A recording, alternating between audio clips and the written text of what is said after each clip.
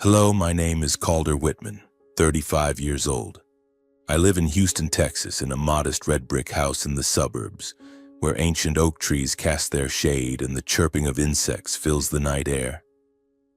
I am the deputy director of Whitman and Sons, a family-owned construction company where the word family sounds warm, but to me feels like a thorn lodged deep in my heart, aching day after day, never ceasing to hurt. I don't know where to begin this story, but perhaps I'll start with the early mornings, when I stand before the mirror trying to straighten my tie, staring into my own weary eyes and asking myself, what am I doing all of this for?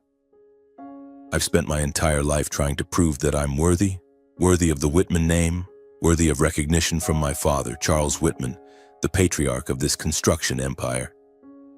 But the harder I try, the more I feel like an invisible man, a faint shadow in my own family. Today is a day like any other. I wake up at 5 in the morning, brew coffee in the quiet kitchen, and listen to Mila, my wife, softly humming an old song in the living room. Mila is an art teacher, a gentle and profound soul, the only person in the world who makes me feel I don't need to shout to be heard. She's painting something. Probably a vibrant, abstract piece that I'll never fully understand but always find comforting to look at. Calder, she calls, her voice as light as a breeze.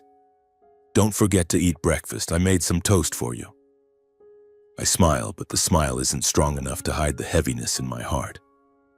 I drive to the office, passing through Houston's sun-drenched streets. Whitman and Sons is located downtown, a gleaming glass building with the company logo etched on a polished brass sign. I walk in, greet a few employees, and receive polite but cold nods in return. They know who I am, the eldest son of Charles Whitman, but their eyes always say something else. You're nothing. And I've grown used to it. So used to it that it no longer hurts as it once did, just a numbing sensation like touching an old scar. My office is on the 12th floor, a small room with a window overlooking Houston's skyline. I sit down, open my laptop, and review spreadsheets and reports. Numbers are where I find safety. I'm good with them, so good that no one in the company can do better.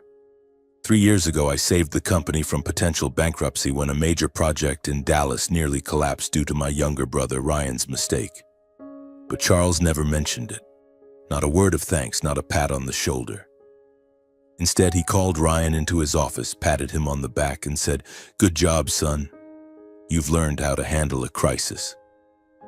I stood outside the door, hearing every word, feeling as if someone had punched me square in the chest. Ryan Whitman, my younger brother, 32 years old, with blonde hair, a radiant smile, and a confidence I could never muster. He's the star of the family, the heir Charles is always proud of. Ryan doesn't need to try too hard. He just shows up, cracks a few jokes, and the world is ready to hand itself to him. And me? I work 12 hours a day, checking every number, reading every contract, ensuring no mistake slips through. But to Charles, I'm just the good accountant, a useful tool, nothing more. That day, Charles called me into the meeting room. I walked in and saw him sitting at the head of the table with Ryan beside him, grinning as if he'd just won a big poker game. "Calder, we need to discuss the Austin project. I want Ryan to lead it," my father said, his voice low and cold. I nodded, though it felt like someone had poured ice water over me. The Austin project was my idea. I had spent 3 months researching, planning, and meeting with partners. But my father didn't even glance at me when he said, "Ryan will do well. You handle the financial reports, that's your strength." I wanted to scream. I wanted to slam the table and yell in his face that I'm not just a guy who does reports, that I've sweated and stayed up countless nights to keep this company afloat. But I didn't. I just nodded, stood up, and left the room. Ryan looked at me, flashing a half smile as if he knew I was dying inside but couldn't be bothered to care. When I returned home that evening, my shoulders felt heavy, as if I were carrying a block of concrete from the office. I parked in the driveway, letting the engine run for a few seconds just to listen to its steady hum, the only sound of the day that didn't judge me.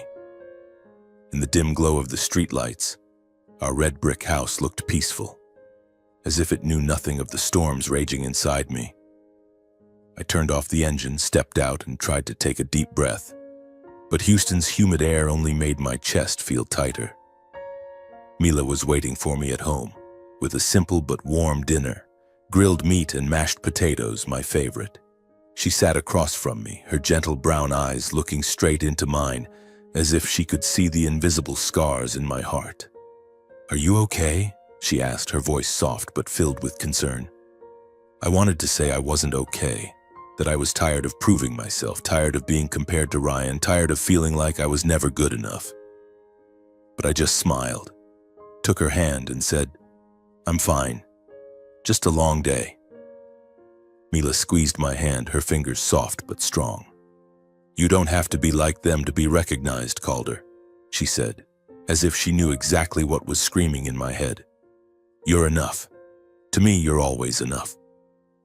I leaned down, kissed her forehead, and in that moment I felt I could breathe again. Mila is my light, the small flame that keeps me from being swallowed by the darkness. But even she can't erase the feeling that one day all this pain will explode. And I'm afraid that when that day comes, I won't be the Calder Whitman I once knew. That night, lying in bed, I stared at the ceiling, listening to Mila's steady breathing beside me. I thought about Charles, about Ryan, about the company I've devoted my life to serving. And I wondered, will there ever be a day when I escape this shadow? I don't know the answer. But I know that deep inside I'm waiting for a spark, an opportunity, something to change everything. And I had no idea that opportunity would come sooner than I thought, at the fateful gala just around the corner, the 40th anniversary celebration of Whitman and Sons. On the morning of the gala, I woke up with a heavy feeling in my chest, as if someone had placed a stone on my heart. Mila was already up, standing in front of the bedroom mirror, adjusting the deep green dress she had chosen for tonight. She turned around, caught my gaze, and smiled. "You look too worried," she said, stepping toward me and placing a hand on my shoulder. "It's just a party, Calder. We'll get through it." I took her hand, feeling the warmth of her slender fingers. "I'm not worried about the party," I said, though we both knew it was a lie. "It's just, I know Charles will do something. He always does." Mila didn't say anything, only squeezed my hand, as if trying to pass me some strength to face the storm that was coming.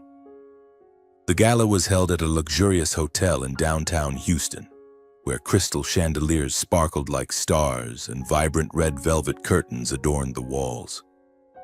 Whitman and Sons had rented the grandest ballroom, filled with round tables draped in white silk and expensive wine glasses that infused the air with a sweet aroma. As Mila and I walked in, soft jazz music played, mingling with the lively chatter and laughter of the guests, partners, investors, senior staff, and reporters hunting for stories about my family's construction empire. I wore a black suit with a green tie to match Mila's dress. She held my arm, walking confidently, but I could feel the eyes of the crowd on us, or rather on me. A few people nodded in greeting, but most only glanced briefly, as if I were an insignificant detail in this lavish scene. Ryan, of course, was the center of attention.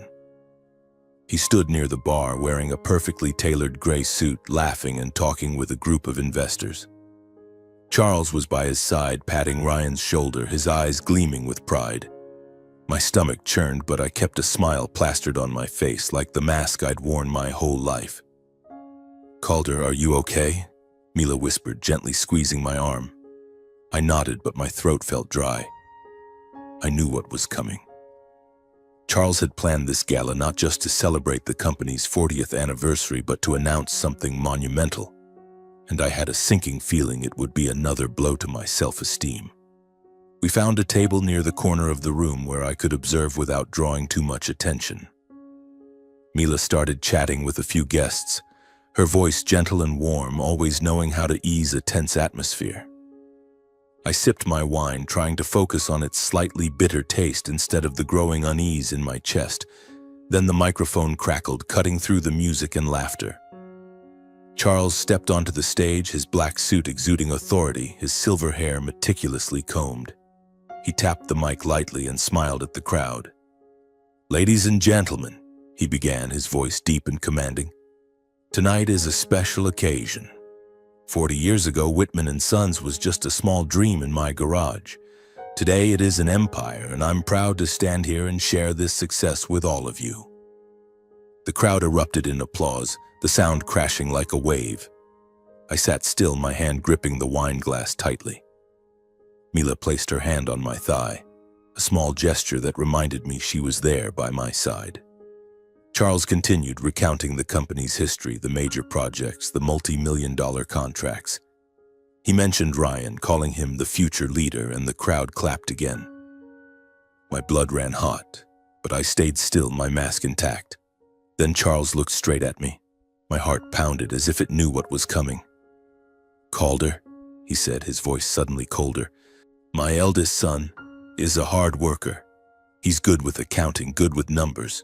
But to lead a company like Whitman and Sons, we need more than that.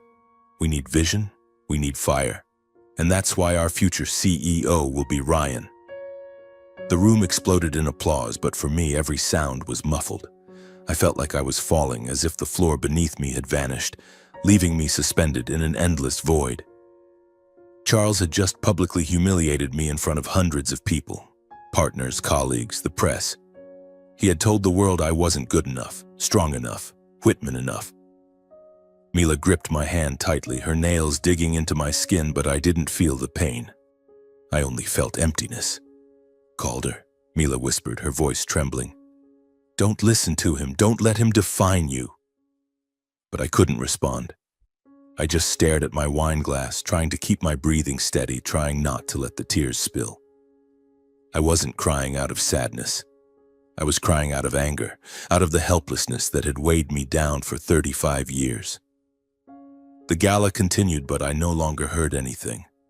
Ryan took the stage, delivering a confident thank you speech, and the crowd cheered again. I wanted to stand up to leave, but Mila held me back. "Stay," she said, her voice firm. "You don't need to run. You're stronger than this." I looked into Mila's eyes, saw the resolve in them, and knew she was right. Running would only prove Charles correct, that I wasn't strong enough, wasn't fiery enough. So I stayed, sitting up straight, though every breath felt like a dull blade cutting into my chest. The crowd kept laughing, the clink of wine glasses rang out, and the chandeliers glittered as if mocking my powerlessness. I took another sip of wine, but it only made my throat more bitter. And then, in a quiet moment amidst the noise, I sank into thought, and an image of my mother, Catherine, flashed into my mind, vivid as a painting crafted from memory. My mother was always a light in my darkest days. I remembered summer afternoons in Houston when I was 6 or 7, when she would take me to the backyard, where she tended a bed of vibrant red carnations. She'd sit on the grass, singing old folk songs, her voice clear as wind chimes. "Calder, my boy," she'd say, stroking my hair, "you have a strong heart. Don't let anyone make you think otherwise." I'd lie beside her, watching clouds drift across the sky, feeling the world was peaceful, as if there were no Charles, no cold words, no dismissive looks. Once when I broke her favorite porcelain vase, I sobbed, thinking I'd be scolded. But she just laughed, pulled me into her arms, and said, "Broken things can be fixed, Calder. But your heart, you must keep it whole." I didn't fully understand her words then, but now, sitting in this gala, I realized she was trying to teach me how to face the wounds life would bring. She passed away when I was 10, and since then I've always felt like a part of me went with her. Charles rarely spoke of her, and when I asked, he'd brush it off as if she were a chapter he wanted to erase. The memory of my mother was like a small flame, both warm and painful, burning in my chest. I wondered if she were still alive, would she let Charles treat me this way? Would she stand up, take my hand, and tell the world I was worthy? I closed my eyes, trying to push away the pain, but it lingered, like a thorn lodged deep in my heart. Mila noticed the change in me. She leaned closer, whispering, "What are you thinking about?" I shook my head, not wanting to pull her into my darkness. The gala went on, but I felt like I was in another world, detached from the laughter and glittering lights. Mila still held my hand, and I knew she was trying to keep me from drifting too far. I looked around, seeing Ryan still shining among the crowd, like a star I could never match. Charles stood nearby, continuing to chat with investors, his eyes never turning toward me. Then, as the gala neared its end, a middle-aged man approached our table. He was tall, with salt and pepper hair, wearing a simple gray suit that still exuded authority. He looked at me, his gaze sharp but not hostile, as if searching for something in me. "Calder Whitman, right?" he asked, his voice low and calm. I nodded, slightly surprised. "I'm Robert Sinclair," he said, extending his hand. "An investor. I'm here at the invitation of one of your company's partners." I shook his hand, feeling its strength and warmth. "Pleased to meet you," I said, my voice polite but hollow. I wasn't in the mood for small talk, but Mila smiled and invited him to sit. Robert declined politely. He just stood there looking at me strangely, as if trying to read a book he'd long forgotten. Then he asked, his voice slow, almost a whisper, "What was your mother's name?" I froze. The question came out of nowhere, like a stone thrown into a still lake. "Why do you ask?" I replied, my tone slightly guarded. Mila looked at me, then at Robert, her eyes full of curiosity. "Just a hunch," Robert said, his gaze never leaving me. He reached into his jacket pocket, pulled out a wallet, and took out a small yellowed photograph. He placed it on the table and slid it toward me. I leaned down and my heart seemed to stop.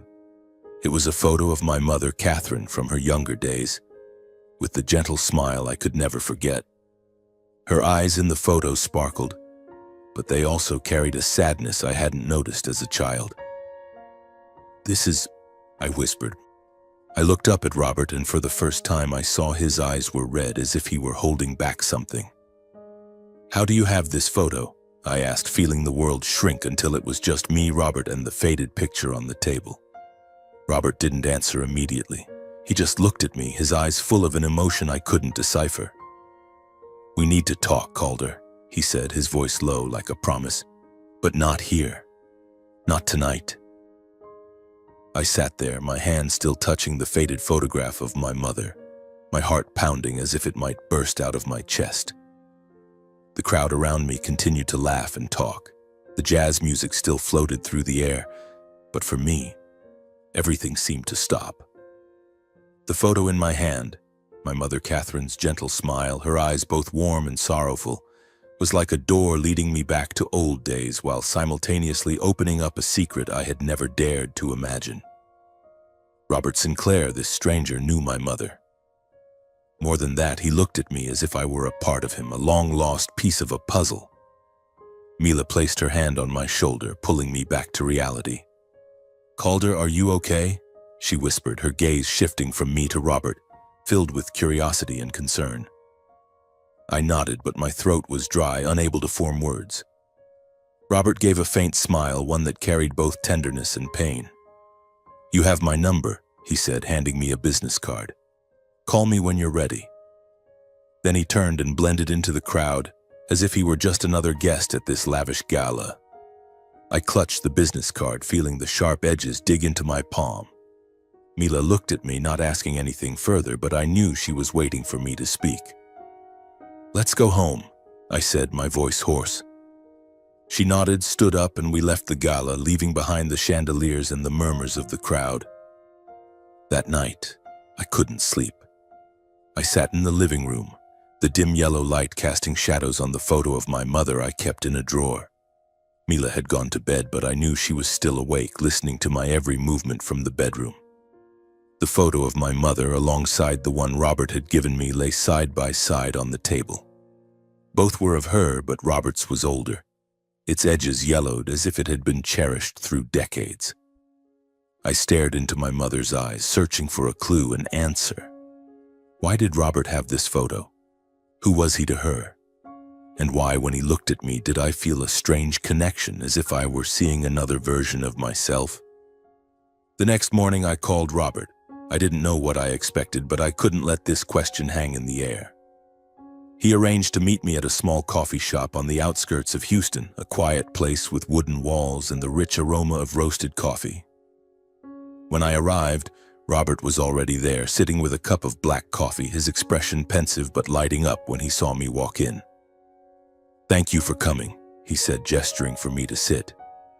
I nodded, placing my mother's photo on the table as a way to start the conversation.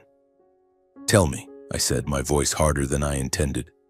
"How do you have this photo? How did you know my mother?" Robert took a deep breath, as if bracing himself for something heavy. Then he began to speak, his voice low and deliberate, as if each word was carefully chosen. "I met Catherine when we were both very young," he said. "We grew up in a small town not far from Houston. I was a poor kid working at a gas station to get by. Catherine, she was a light. She had a smile that could melt anything, and her heart was bigger than the Texas sky." I listened, feeling as if I were stepping into a story I only knew half of. Robert recounted how he and my mother had fallen in love, a fierce but troubled love. Her family, especially my grandfather, didn't approve of him. "They wanted her to marry someone with status, with money," Robert said, his eyes darkening. "And then Charles Whitman came along. He was the son of a wealthy family, the perfect heir. Catherine's family pressured her to marry him. I had nothing to hold her back with except love. But love sometimes isn't enough." My heart tightened. I thought of my mother, of the sad smile in the photo, of the way she always looked at me as if she wanted to say something but never did. "So you left?" I asked, my voice trembling, unsure if it was from anger or pain. Robert nodded, his eyes filled with regret. "I had no choice. I left Texas, started over. I built Sinclair Energy from nothing, became a man I thought Catherine would be proud of. But I never forgot her. And when I saw you at the gala, I knew immediately. You have your mother's eyes, Calder, and her kind heart too." I shook my head, not wanting to believe it. "What are you saying?" I asked, though deep down I was beginning to sense the truth. Robert looked straight at me, his voice trembling but resolute. "Calder, I think I might be your father." His words hit me like a punch. I felt the blood rush to my head, my ears ringing. "That's impossible," I said, my voice breaking. "Charles is my father. He—" But I stopped. Charles had never treated me like a father would. He always saw me as a burden, someone not good enough to carry the Whitman name. And my mother, she always looked at me with a sadness I never understood. Could it be because she knew the truth? "I don't expect you to believe me right away," Robert said, his voice softening. "But I want you to know the truth. We can do a DNA test if you want." I looked at him, searching for any sign of deceit, but all I saw was a man trying to mend a wound that had festered for decades. I nodded, saying nothing more. "Okay," I said finally. "I want to know the truth." The days that followed were an emotional whirlwind. Robert and I met a few more times, always in discreet places, a quiet park, a small diner on the outskirts of town. Each time he shared more about my mother, about their time together, about the dreams they once shared. I began to see her not just as the gentle woman in my memories, but as someone who had sacrificed her happiness under family pressure. I felt anger at my grandfather, at Charles, and even at myself for not noticing the signs sooner. Finally, the day of the DNA test arrived. I stood in the lab, my hands trembling as I gave my blood sample. Robert stood beside me, silent but with hope in his eyes. The results came back after 3 days, and I opened the envelope with shaking hands. Mila sat beside me, holding my hand, saying nothing but her presence enough to keep me from falling apart. The result? 99.9% match. Robert Sinclair was my father. I looked up at Robert, seeing his eyes red with emotion. He didn't say anything, just stepped forward and hugged me. For the first time in my life, I felt a father's embrace. Not the coldness of Charles, not the perfunctory gesture of a man who saw me as a tool. "I've lost too many years," Robert whispered, his voice choked. "But I don't want to lose my son again." I didn't cry. Not because I didn't want to, but because I didn't know how to feel. I had lived 35 years under the Whitman name, enduring Charles's disdain, trying to prove I was worthy. And now, I discovered I wasn't part of that family. I was the son of Robert Sinclair, a man I had just met but who carried a love I had never received from Charles. When I returned home the evening after receiving the DNA test results, my hands were still trembling. The envelope with the results tucked inside my jacket pocket like a heavy secret. Mila was in the kitchen. She looked up as I walked in, her bright smile fading quickly when she saw my expression. "Calder?" she called, setting down the knife and stepping closer to me. "What's wrong? Do you have the results?" I nodded, unable to speak right away. I pulled her to the sofa, took out the envelope, and placed it on the table. "Mila," I began, my voice hoarse, as if each word had to fight its way out. "Charles isn't my father. Robert Sinclair. He's my real father. The DNA test confirmed it. 99.9% match." Mila's eyes widened, her breath catching. "Oh my God, Calder," she whispered, covering her mouth with her hand. "You mean, all these years Charles wasn't—" She trailed off as if trying to process the truth. Then she grabbed my hand, her fingers gripping tightly, her eyes filled with emotion. "How do you feel? I mean, this is huge." I shook my head, feeling like a storm was raging in my chest. "I don't know," I admitted. "I'm angry. Angry at Charles for treating me like I was expendable. Angry at Mom for never telling me the truth. But at the same time, I feel relieved, Mila. Like I've found a piece of myself I didn't know I'd lost." In the days following the DNA results, I was like a ghost. I still went to work, still reviewed spreadsheets and financial reports at Whitman and Sons, but my mind was elsewhere. I thought about Robert, about my mother, about the stories he'd shared. Sinclair Energy, the company he mentioned, kept lingering in my thoughts. I knew it was an oil and gas company, but I had never really looked into it. One evening, while Mila was painting in the living room, I sat at my computer quietly researching Sinclair Energy. What I found left me stunned. Sinclair Energy wasn't just an ordinary oil company. It was one of the largest conglomerates in Texas, with projects spanning from oil extraction to renewable energy. The press called Robert Sinclair a self-made billionaire, a man who started from nothing and now owned a fortune worth billions. I read articles about him, about how he overcame poverty, about the bold deals that propelled Sinclair Energy to the top. One article described him as a man who never gives up, and I felt a strange connection, as if I were seeing a part of myself, a part I'd never been allowed to explore.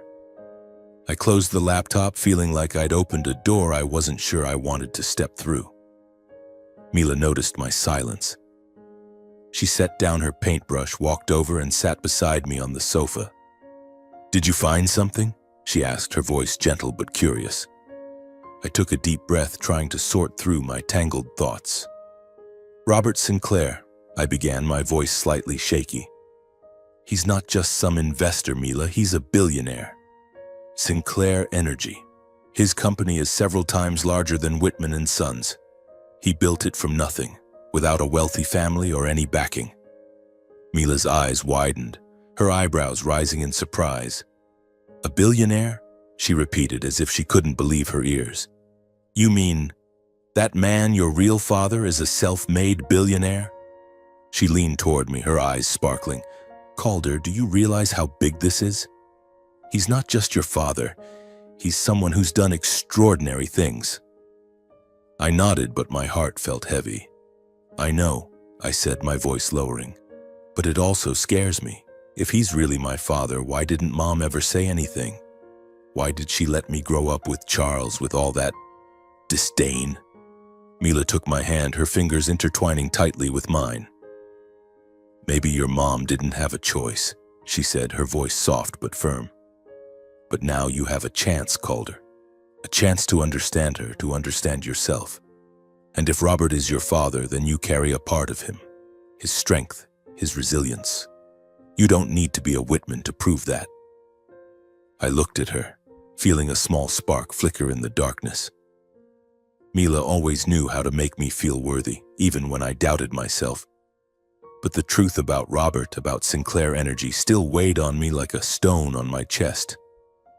I wasn't just facing a new father, but an entirely different world.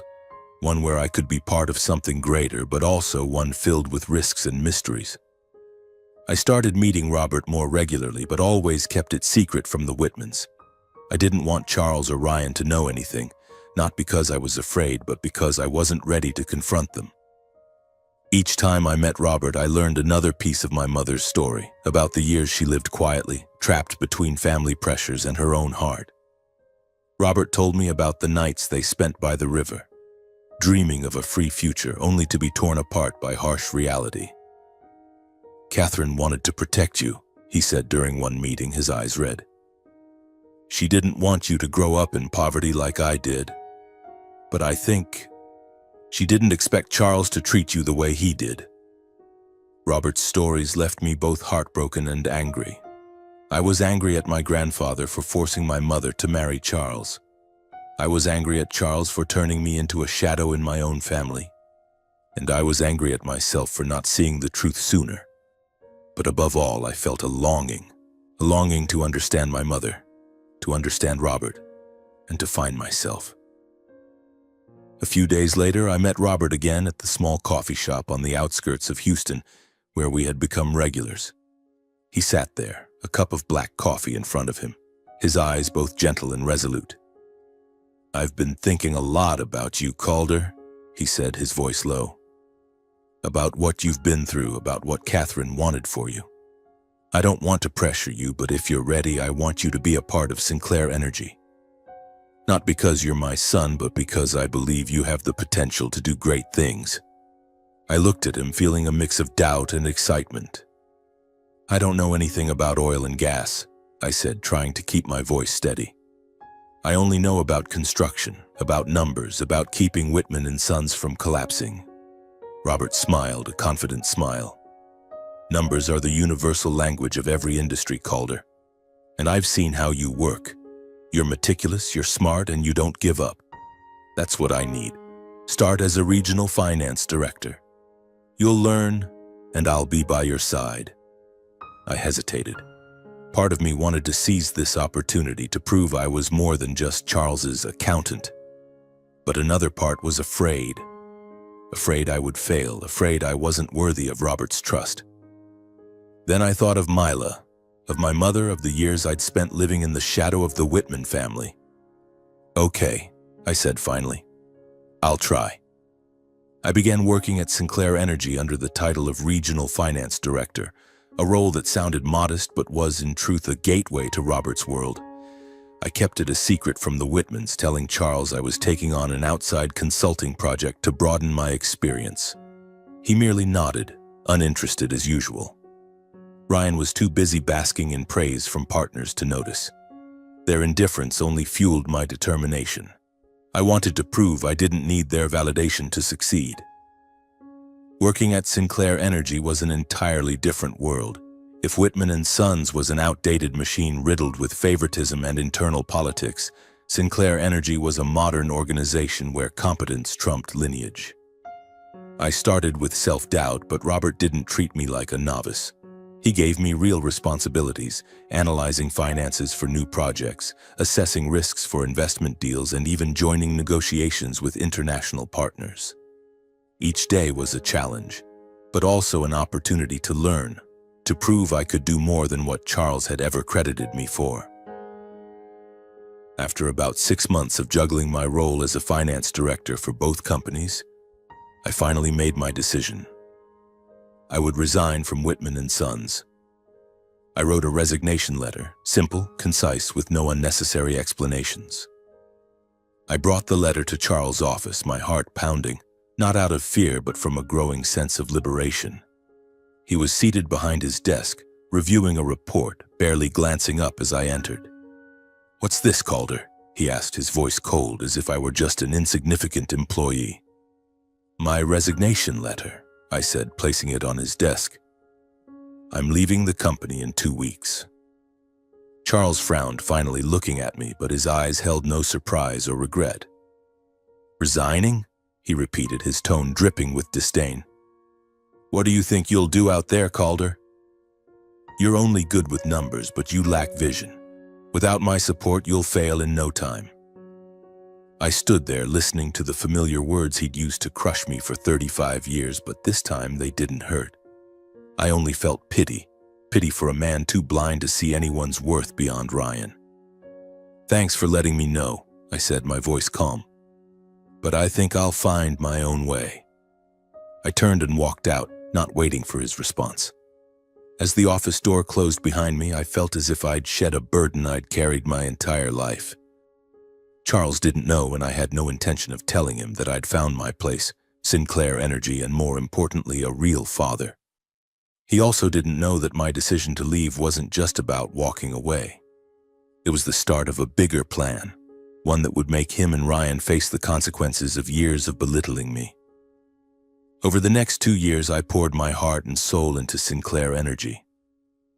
From my role as regional finance director, I quickly proved myself through sharp analyses and bold strategies. Robert wasn't just a father, he was a mentor, teaching me to see beyond numbers, to seize opportunities in seemingly impossible situations.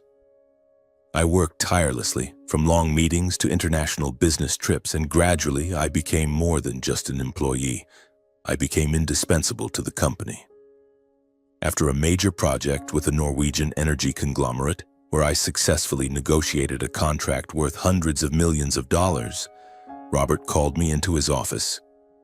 "Calder," he said, his eyes filled with pride, "you've proven you're not just my son. You're a leader. I want you to take on the role of Vice President of Strategic Development. You'll help shape the future of Sinclair Energy." I was stunned. Vice President of Strategic Development, a role that demanded not just financial acumen, but vision, creativity, and leadership.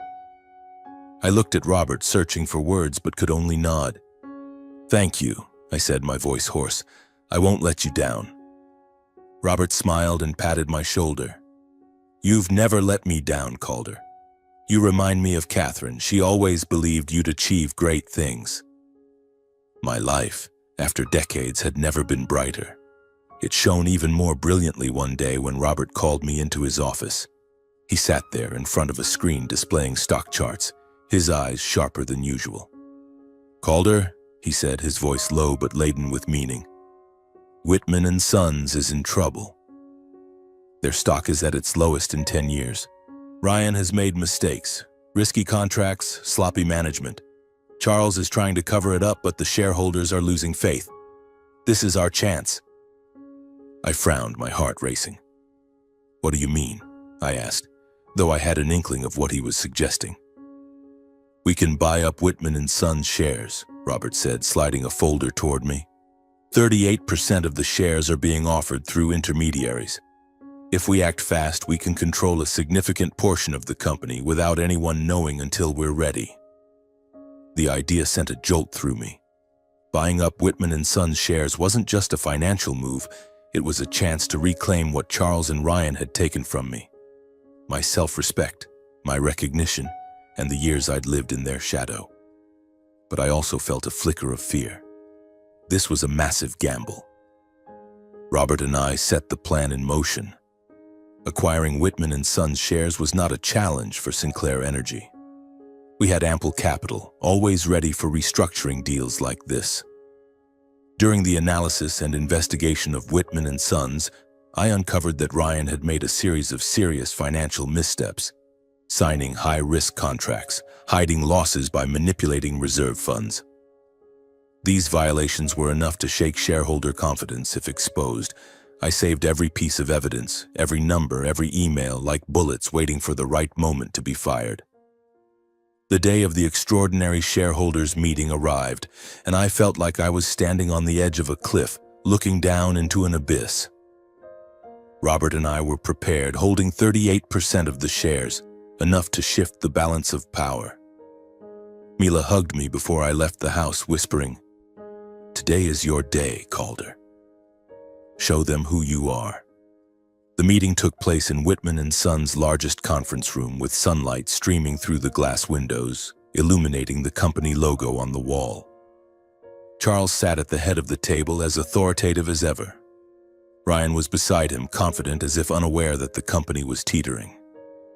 The shareholders murmured, not expecting that today would change everything.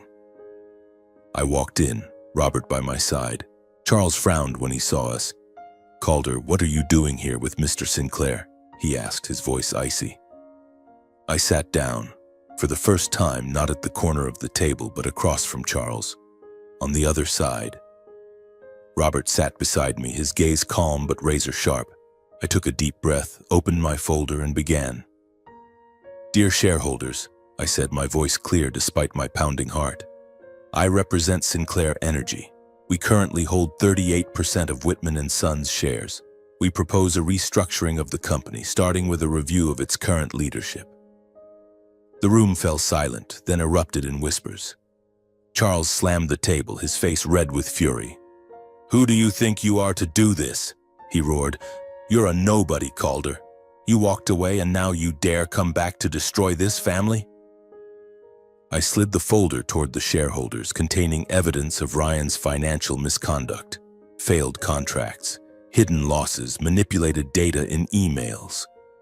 "This is what's been happening under Ryan's leadership," I said, my voice sharp and cold. "Whitman and Sons cannot continue like this." Ryan's face paled and he tried to protest, but the shareholders were already flipping through the documents, whispering heatedly. Charles stood, pointing at me. "You're betraying this family," he shouted. Robert stood, his voice low but resonant. "Calder isn't betraying the family," he said, his eyes locked on Charles. "He's my son, and I won't let him be disrespected any longer." The conference room seemed to freeze. The murmurs of the shareholders stopped, leaving only a heavy silence hanging over the room. Charles looked at Robert, then at me, his face shifting from flushed red to ghostly pale, as if the blood had been drained from him. His mouth opened, but no words came out. Ryan, sitting beside him, gripped the armrests of his chair, his eyes wide, staring at me as if I had transformed into a complete stranger. "What?" Ryan stammered, his voice trembling, the usual confidence he exuded evaporating for the first time. "Calder, what are you saying? He's your father?" I didn't answer immediately. I just looked straight into Charles' eyes, seeing the confusion and anger swirling in his gaze. He had spent his entire life belittling me, calling me insignificant, but now this truth was like a slap across his face. "Impossible!" Charles finally roared, his voice breaking with shock. "Catherine would never, she couldn't." But he stopped, as if memories of my mother, of secrets he might have suspected but never confronted, were rising in his mind. "Catherine never told you, did she?" Robert interjected, his voice calm but sharp as a blade. "She sacrificed her happiness to protect Calder, to give him the life you promised her. But what did you do? You treated my son like a tool, like he was worthless." Charles recoiled, as if Robert's words were a physical blow. I saw his eyes redden, not from remorse but from the devastating hit to his ego. Ryan, his face ashen, stood abruptly, pointing at me. "You planned this, didn't you?" he spat, his voice laced with clear hatred. "You left the company, you conspired with this man to destroy us. You're a traitor."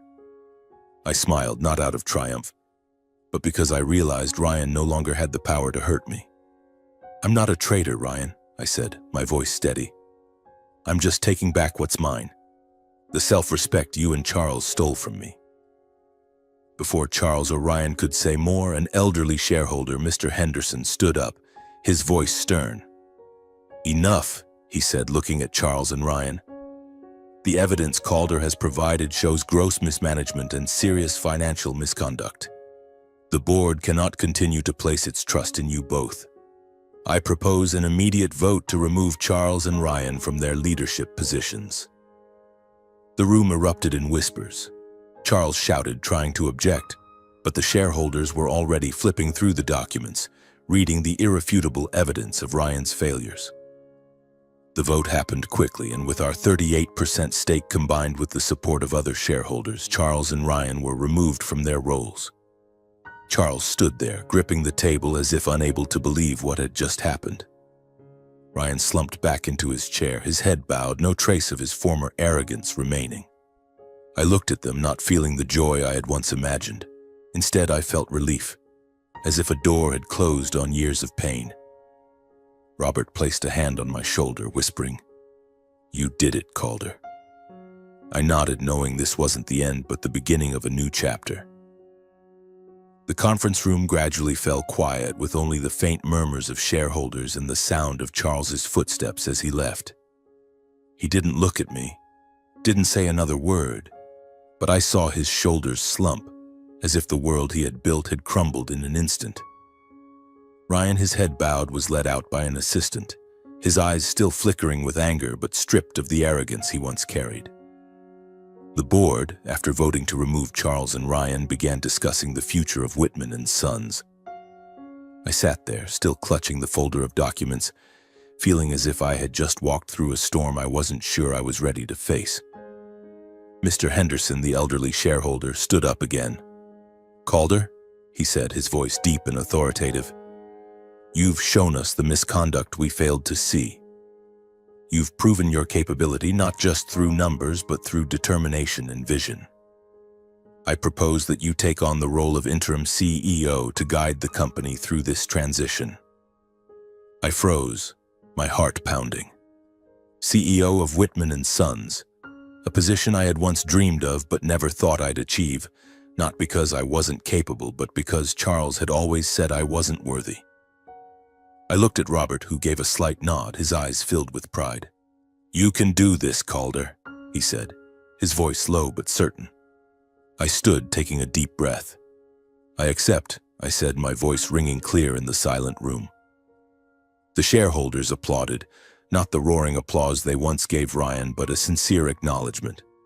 For the first time, I felt I was no longer just a shadow, but someone with a voice. The weeks that followed were a whirlwind. Charles officially withdrew from the company without a word of goodbye. I heard he had moved to a secluded villa in the suburbs, living in isolation, as if unwilling to face the world after his downfall. Ryan faced a financial investigation from shareholders and regulators, his misconduct now exposed to the light. Part of me wanted to feel triumphant, but I couldn't. They were no longer my concern. I had surpassed them, not by tearing them down, but by standing up and becoming the best version of myself. As CEO, I began restructuring Whitman and Sons. I applied what I had learned from Sinclair Energy: transparency, efficiency, and respect for competence. I let go of those blindly loyal to Charles, replacing them with truly capable employees. I signed new contracts, expanded projects, and gradually the company began to regain its momentum. The shareholders, initially skeptical, started to trust me. But I knew that to truly move forward, I needed to sever the final tie binding me to the past. One morning, I went to a lawyer's office carrying a set of documents. I sat down, signed the papers, and officially changed my last name from Whitman to Sinclair. It wasn't just a name, it was a declaration. I was no longer Charles Whitman's son, no longer a shadow in that toxic family. I was Calder Sinclair, son of Robert Sinclair and Catherine, heir to a legacy built not on oppression but on love and perseverance. When I signed my new name for the first time, I felt as if I had shed an old skin, revealing the real person I had buried for years. I didn't need to be like Charles or Ryan to be recognized. I just needed to be myself. And that is the story of my life, a story of pain, secrets, and the journey to reclaim myself. I lived 35 years in the shadow of a family that wasn't truly mine, enduring disdain and belittlement. But I learned that the truth, no matter how hidden, can never be erased. It's always there, waiting to be discovered, waiting to be embraced. To anyone feeling trapped in a toxic family and expectations that don't belong to them, you don't have to belong to them just because they gave you life. Family isn't just blood. It's the people who love and believe in you, who see your true worth. For me, that's Mila, that's Robert, those who gave me the strength to stand up. And if you've ever thought of revenge, know that it doesn't have to be bloody. Sometimes revenge is freedom, Freedom to live, to love, to succeed in your own way without needing the approval of those who hurt you. I found that freedom not by destroying Charles or Ryan, but by building a life I'm proud of, a life my mother, Catherine, would smile upon. Walk your own path. Find the people who believe in you. And remember, no matter how painful the past, you always have the power to write a new chapter.